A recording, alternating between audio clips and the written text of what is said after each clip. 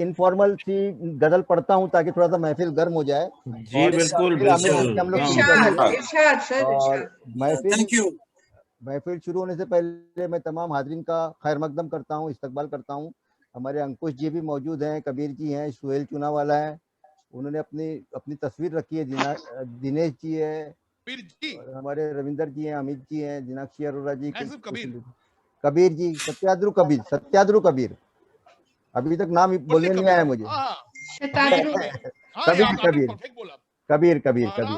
कबीर सबका आपका मैं कबीर ही हूँ। जी बिल्कुल बिल्कुल बिल्कुल कबीर बच्चा।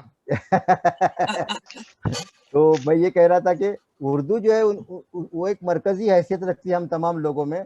पहले से हमारा ताल्लुक मुख्तलिफ मज़ाहिब से हो, मुख्तलिफ जगहों से हो, मुकाम से हो, लेकिन हम ज़मीन को बांट सकते हैं लेकिन ज़बान को हम नहीं बांट सकते। ज़बान ने जो है हमको एक प्लेटफॉर्म दिया है और हम उसकी वजह से एक जगह पर जमा हुए हैं। और चूंकि आज का जो टॉपिक है ह्यूमर है, और ह्यूमर जो है ज़िंदगी का एक बहुत अहम हिस्सा है। यहाँ तक कि फिल्मों में भी कॉमेडियन इसीलिए रखे जाते हैं कि थोड़ा सा कॉमेडी से आदमी का जो है ध्यान थोड़ा सा हल्का हो जाए, उसको अच्छा लगे। और इस मुशायरे की जो तैयारी हो रही है शुरू से ही, तो पुष्पिंदर जी ने इसको एकदम कोऑर्डिनेटर की तरह संभाल रखा है, निजामत भी वही करती हैं, और दिनाक्षी जी हैं वो जो है पूरा आईटी का हिस्सा उन्होंने संभाल रखा है, वीडियो भी वही बनाती है। पुष्पिंदर जी के लिए बहुत बहुत तालियां। तालियां तालियां तालियां तो होना चाहिए। और दरमियान में शुक्रिया। हाँ, दरमियान में अमित जी भी जो है हमको थोड़ा सा आईटी में मदद करते हैं, हेल्प करते हैं। और बाकी लोग तो हैं ही जो शामिल होते हैं। रविंदर जी पहली बार शामिल हुए हैं, वो भी मुंबई में ही रहते हैं, और आज के मुशायरे में खास तौर पर मैंने उनको बुलाया है ताकि वो हमारे से हमको जान भी लें। जी बोलिए कबीर जी। मेरा तारीफ नहीं करेंगे? बोला ना कि आप तो बॉर्न आर्टिस्ट हो। आपने तो आप जब आए थे वो क्या थे और अब आप क्या हो। मुझे यही उम्मीद थी आपसे कि आप ऐसे ही बनोगे। मैं शर्मिंदा हूँ कि सर इतना आशीर्वाद आपने दे दिया, मतलब काम करते करते। हाँ अभी तो 6:30 बज गया। हाँ अरे मेरे को अभी जाना है, शेव करना है, बैठना है, अभी बैठना है, अभी करके फिर अहमदाबाद जाना है। क्या आपने आशीर्वाद दे दिया सर, क्या बोलेंगे? मेरा आशीर्वाद हमेशा रहेगा, हमेशा रहेगा मेरा आशीर्वाद, सबके लिए मेरा आशीर्वाद है। तो एक गजल से मैं शुरू करता हूँ, फिर अमित जी पढ़ेंगे, खुशविंदर जी, जब तक शायद कुछ लोग और भी आ जाएंगे। ठीक है, तो गजल का मतलब देखिए, ये तरई गजल होती थी पाकिस्तान में, तो पाकिस्तान की तरई गजल का मुशायरा होता था, तो उसमें मैं हिस्सा लेता था आज से 4-5 साल पहले। तो उनके साथ मैं मुकाबला करता था और उनकी तरह पर मैं गजल कहता था। तो जितनी मेरी मज़ाहिया गजलें वो उसी मुकाबले की गजलें। तो तरई मिसरा था, मजनून नजर आती है, लैला नजर आता है। ये शेरी जो एक कॉमेडी है, ये मिसराई कॉमेडी है कि मजनू नजर आती है, लैला नजर आता है। तो मैंने इस पे गिरा लगाई। गिरा लगाना बोलते हैं एक मिसरे पे अपना मिसरा लगाना और मीनिंगफुल मिसरा लगाना, उसको गिरा लगाना। गिरा का मतलब है नॉट, गांठ, नॉट होता है। तो 2 जाम चढ़ाते ही, जो शराब पीते हैं उनको ज्यादा पता समझेगा इसका, कि 2 जाम चढ़ाते ही उल्टा नजर आता है। 2 जाम चढ़ाते ही उल्टा नजर आता है, मजनू नजर आती है, लैला नजर आता है। मजनू नजर आती है, लैला नजर आता है। और दूसरी भंग अगर किसी ने पी होगी कभी, तो भंग पीने के बाद दुनिया अलग हो जाती है, आसमान तैरने लगता है, जमीन हिलने लगती है। भंग से 2-2, 3-3 लोग, एक बकरा हो तो 4 बकरे नजर आते हैं। भंग का नशा कुछ अलग ही होता है। तो एक भंग की गोली ने दुनिया ही बदल डाली, एक भंग की गोली ने दुनिया ही बदल डाली। खरगोश का बच्चा भी कुत्ता नजर आता है, खरगोश का बच्चा भी कुत्ता नजर आता है।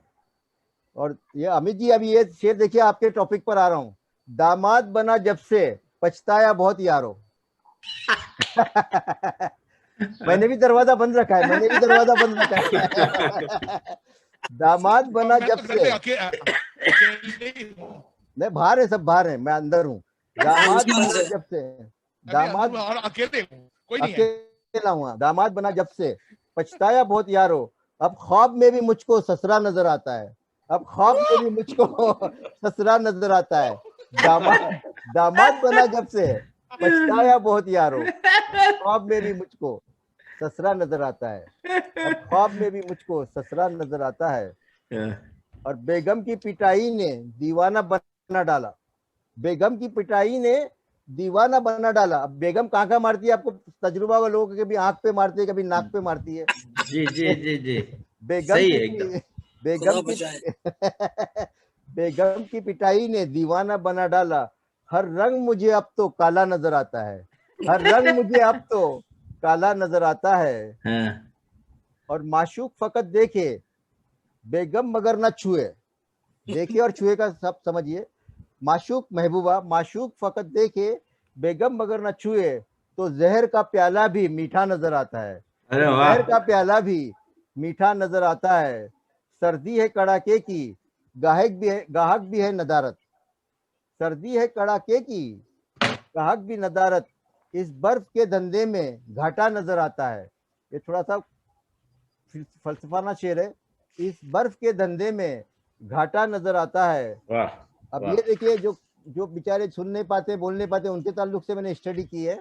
मतलब की सभी बातें सुन लेता है बहरा भी।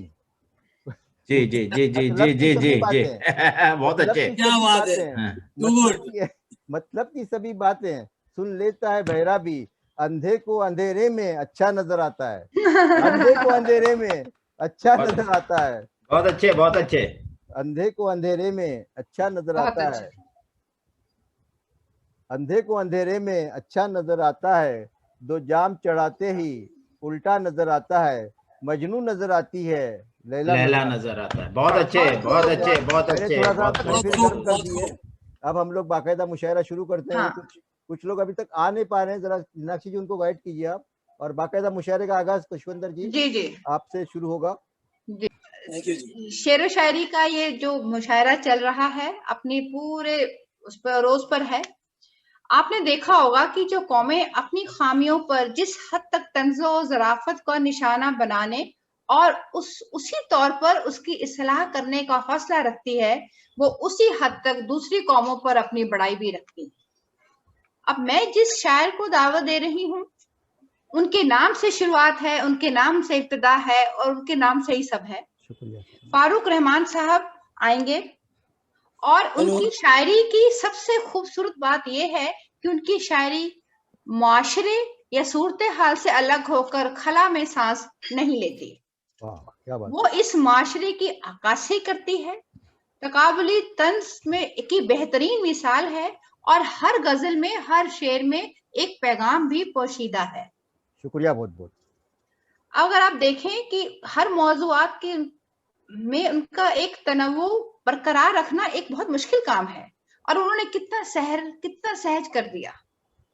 शुक्रिया। उन्होंने अपनी शायरी से, अपनी लताफत से, अपनी ज़राफ़त से हमें बेशबहा तोहफा दिया है और हम सब इसको तस्लीम करते हैं। शुक्रिया। शुक्रिया डॉक्टर फारूक रहमान साहब। जी जी।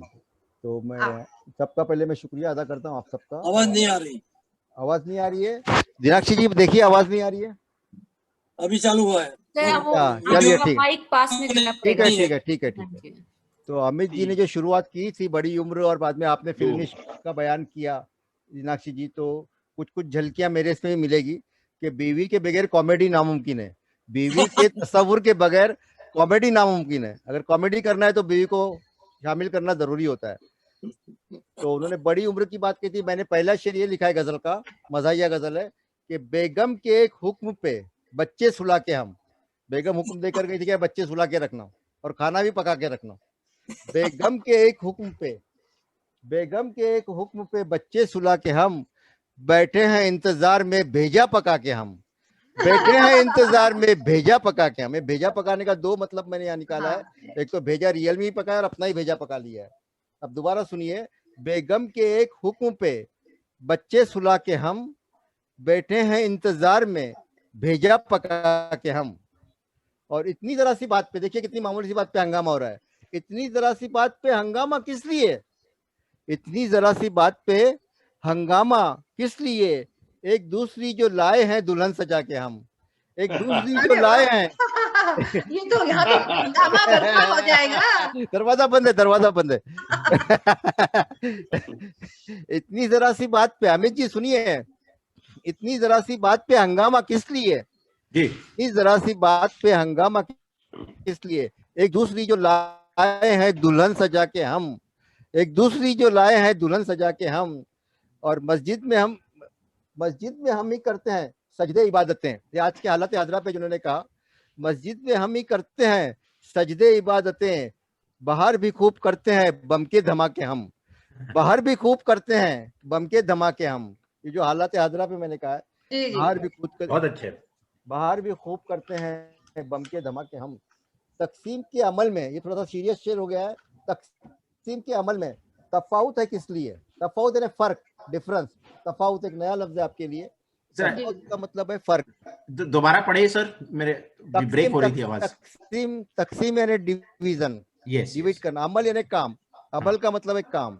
तकसीम के अमल में तफावत है किस लिए? बंदे खुदा के वो भी हैं, बंदे खुदा के हम, बंदे हम खुदा भी। के वो भी हैं।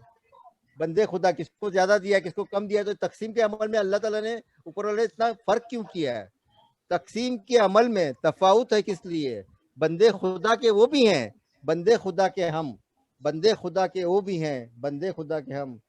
ये शायरी का रोग मोहब्बत से कम नहीं, ये शायरी का रोग मोहब्बत से कम नहीं।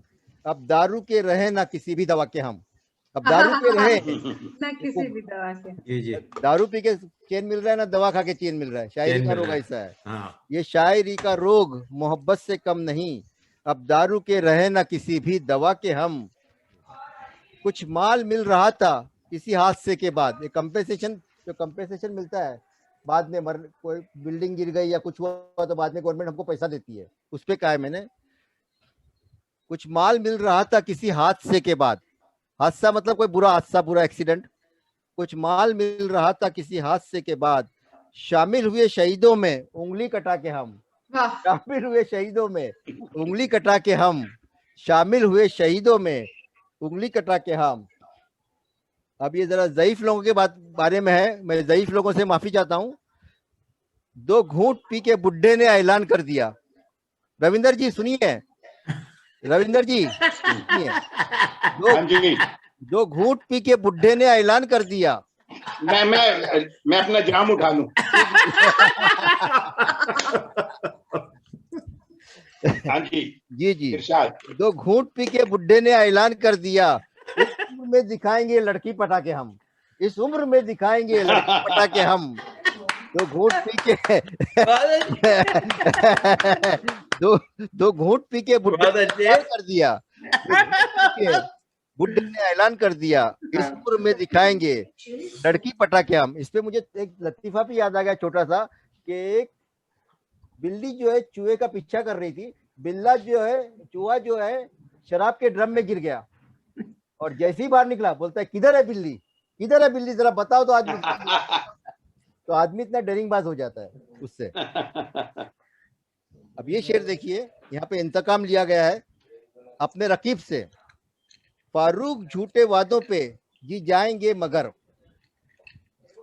फारूक झूठे वादों पे जी जाएंगे मगर, घुटने जरूर तोड़ेंगे उस बेवफा के हम, घुटने जरूर तोड़ेंगे उस बेवफा के हम। फारूक झूठे वादों पे। सर लगता है आपने चोट काफी खाई है।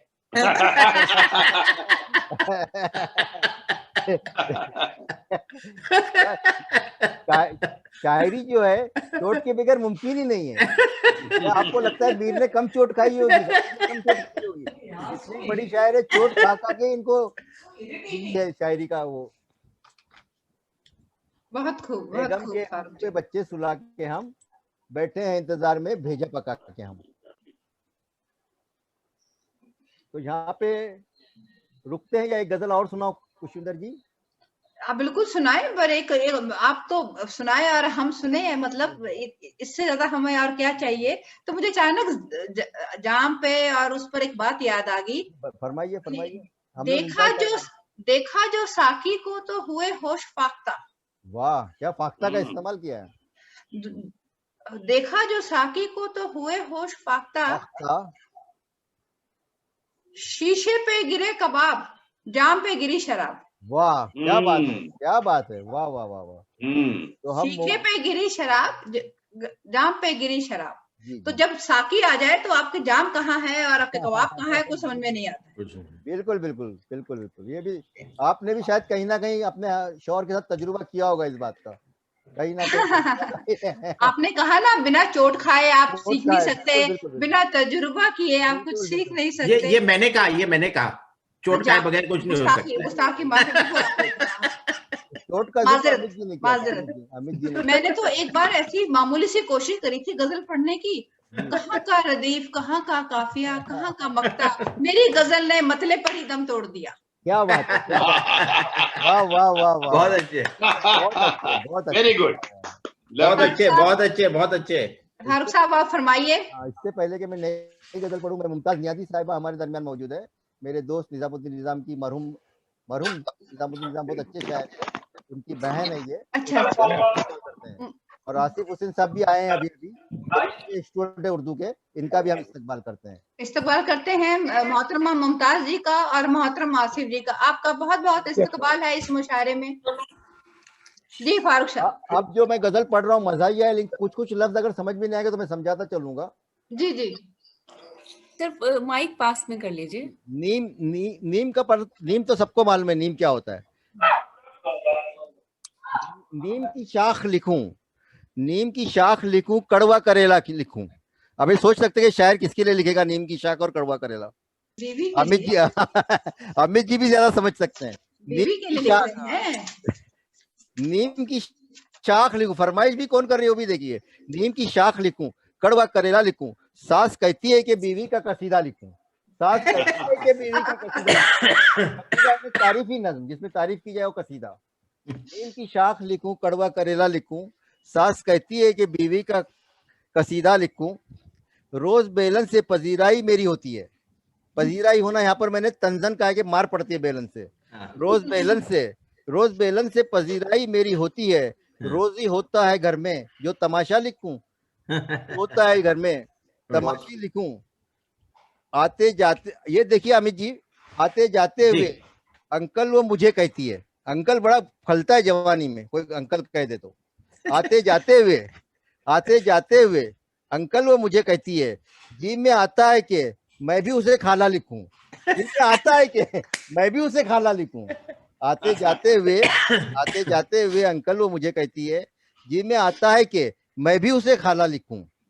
और तेरे कुचे में रकीबों ने मुझे पीटा था, रकीब यानी दुश्मन। जाती तजुर्बा नहीं है अमित जी, जाती तजुर्बा नहीं है, वरना आप बोलेंगे चोट खाई, वही चोट खाई।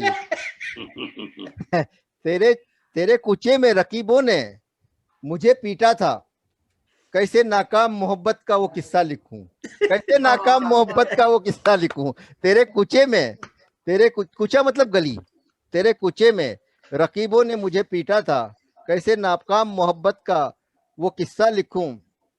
भैंस के आगे बजा तो मेरी जान बीन मगर, भैंस के आगे बजा तू मेरी जान बीन मगर, मैं तेरे शोर को किस तरह तराना लिखूं, मैं तेरे शोर को किस तरह तराना लिखूं। और उम्र बेगम की, देखिए शेर, उम्र बेगम की गुलामी में कड़ी गुजरी है, उम्र बेगम की गुलामी में कड़ी गुजरी है, जिंदगी कैद थी क्या उसका खुलासा लिखूं, कैद थी क्या उसका खुलासा लिखूं।